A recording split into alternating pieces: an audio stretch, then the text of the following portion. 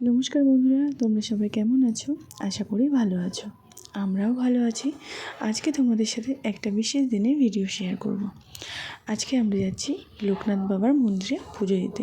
সেখানে আমার সোনা বাবার মুখে অন্নপ্রাশন হবে। সকাল সকাল কিন্তু বেরিয়ে পড়েছি। আর গাড়িতে আছে আমার ভাই, মেয়ে আর তোমাদের দাদা ভাই, আমার মা আর আমার মামি শাশুড়ি। আর বাকি যারা আসবে তারা তাদের নিজেদের বাইকে আসবে, আর নিজেদের গাড়ি নিয়েই আসবে। মোটামুটি আমরা এই গাড়িতে এই কয়জনই ছিলাম। তা আমরা কিন্তু চলে এসেছি মন্দিরে। এখানে আবার জুতো টুতো জমা রাখতে হবে, আর প্রসাদের জন্য কুপন কাটতে হবে। তা সেটারই লাইন দেওয়া হয়েছিল এখানে। মোটামুটি 10:30 পৌনে 11টার মধ্যে আমরা হয়তো পৌঁছে গেছিলাম। ঠিকঠাক টাইমটা অতটা খেয়াল নেই। আর এদিকে কিন্তু পুজো দেওয়ার জন্য ডালাও কিনে নিয়েছি। মন্দিরে পুজো দেবো, আর সোনাকে যে প্রসাদটা খাওয়া হবে সেটা মন্দির থেকেই কুপন কেটে নেওয়া হবে। আর এইদিকে দেখো পুজো দেওয়ার জন্য লাইনে দাঁড়িয়ে পড়েছি। আর এখানে একটা জিনিস হচ্ছে, মন্দিরের ভিতরে পুজো দিতে গেলে প্রত্যেকটা এক একজনের জন্য 100 টাকা করে লাগবে। তার জন্য একটা করে টিকিট কাটতে হবে। এই কারণে সবাই বললো যে অনেকজনই আছে, সবাইকে মন্দিরের ভিতরে গিয়ে পুজো দেওয়ার দরকার নেই। আমরা 3জনই গিয়ে মন্দিরের ভিতরে পুজো দিই। আমার ছোটো সোনা বাবাটা হওয়ার পরে কোথাও ওকে নিয়ে যাওয়া হয়নি। এই ফার্স্ট টাইম ওকে নিয়ে মন্দিরে পুজো দিতে আসলাম। বাড়ি থেকে প্রায় 1 ঘন্টার একটু কম সময় লাগবে। মোটামুটি আমি ঘরের থেকে বেরোনোই হয়নি। ও যে ছোটো ছিল, তার মধ্যে এত পরিমাণে ঠান্ডা ছিল, ঠান্ডার মধ্যে আর ওকে নিয়ে কোথাও যেতে পারতাম না। তা ও এই কারণে একটু ভিড়ভাট্টা দেখে প্রথমে খুব কান্নাকাটি করছিল। আসলে বাড়িতে তো আমরা 4জনই থাকি, এই কারণে বেশি লোকজন তো খুব একটা ও দেখে না। আর এই দিন মুখে প্রসাদের দিন ছিল বলে মন্দিরে প্রচণ্ড পরিমাণে ভিড় ছিল। মোটামুটি যেখানেই যাচ্ছি সেখানেই লম্বা লাইন দিয়েই আমাদেরকে সমস্ত কিছুটা সামলাতে হয়েছে। তো এখানেও দেখো আমরা কিন্তু লাইনে দাঁড়িয়ে পড়েছি। মেয়েকে বলেছিলাম আমাদের সাথে থাকতে, ঠিক করেছিলাম 4জনই পুজো দেবো।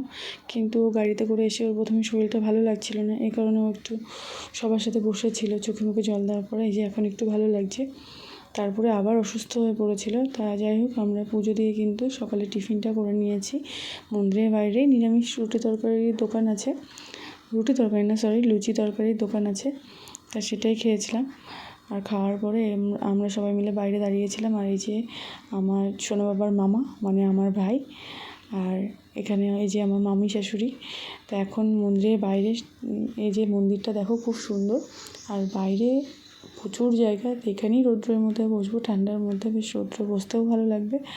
তা ভাবছি সবাই মিলে একটা জায়গায় বসা যাক।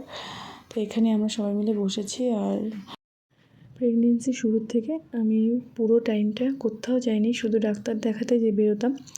তাছাড়া আর ও হওয়ার পরেও ওর এই 6 মাস বয়স, মোটামুটি 1.5 বছরের কাছাকাছি বাড়ি থেকে কোথাও বেরোই না। তা সবাই মিলে একসাথে এসে খুব ভালো লাগছে। অনেক দিন পর বাড়ি থেকে কোথাও আসতে পারলাম। এখানে আগেও আমরা পুজো দিতে এসেছি, আমাদের বাড়ি থেকে খুব কাছাকাছি এই জায়গাটা। সবাই এখানেই ঠাকুরের বাচ্চাদের মুখে প্রসাদের জন্য আসে। আর এই দেখো তোমাদের মন্দিরটাও বাইরে থেকে দেখিয়ে দিলাম। ভিতরে আর ক্যামেরা করা হয়নি খুব একটা, বাইরে থেকে কিন্তু খুব সুন্দর। এখানে কিন্তু সবাই চলে এসছে, মোটামুটি যাদের যাদের আসার কথা ছিল। আমার 2 মামি শাশুড়ি, মামা শ্বশুর, এমনকি আমার নন্দায়ও এসছে। সবাই মিলে বসে অনেকক্ষণ সবাই আনন্দ করছিলাম। কিন্তু এখানে একটাই অসুবিধা হচ্ছিল, মেয়েটার শরীর ভালো ছিল না। মেয়েটার শরীরটা খারাপ লাগছিল, বারবার শুয়ে পড়ছিল। মোটামুটি গাড়িতে এসেছিলো তো সকালে খালি পেটে, তা এই কারণে হয়তো শরীরটা খারাপ লাগছিল। আর আমার ছোট্ট বাবাকে কিন্তু পাঞ্জাবি পরিয়ে মোটামুটি একটু অর্ধেক সাজিয়ে ওকে তৈরি করে নিয়েছি। আর এখানে নিয়ম হচ্ছে, অন্নপ্রাশনের জন্য যে থালাটা কেনা হচ্ছে সেটা ঠাকুরমশাই এসেই একটু পুজো করে বাচ্চাদেরকে একটু প্রসাদ মুখে ছুঁয়ে দেয়, তারপরে মামারা ছোঁয়ায়। তো এখানে কিন্তু আমার সোনা বাবাকে নিয়ে ওর মামা বসে গেছে, ওর মামা ওকে একটু প্রসাদ খাইয়ে দিল। খুব চিন্তায় ছিলাম যে এই সময়টা না ও কান্নাকাটি করে। তা মোটামুটি ওর গলায় মালা ঠালা ছিল, ও সেটা নিয়েই খেলতে ব্যস্ত ছিল। ওর মামার কোলে বসে ওই মালাটা নিয়েই নাড়াচাড়া করছে আর মুখে দিতে চাইছিল। ওর খুব বাজে একটা অভ্যাস, ও যেটাই পায় হাতের কাছে মুখে দিতে যায়। আর এইদিকে কিন্তু বর সেজে বউয়ের কোলে উঠেছে, মানে ওর ঠাম্মার কোলে। এটা আমার মেজো মামি শাশুড়ি হয়, ওর ঠাম্মার কোলে আছে। তা মামি শাশুড়ি বলছিল একটু ছবি তোল, তা ছবিও আমার ভাই তুলেছে, আর তার সাথে একটু ভিডিও করে নিচ্ছিলাম। টোপরটা একটু ছোট হয়ে গেছিলো, যেন মাথা দিয়ে বারবার খুলে পড়ে যাচ্ছিলো।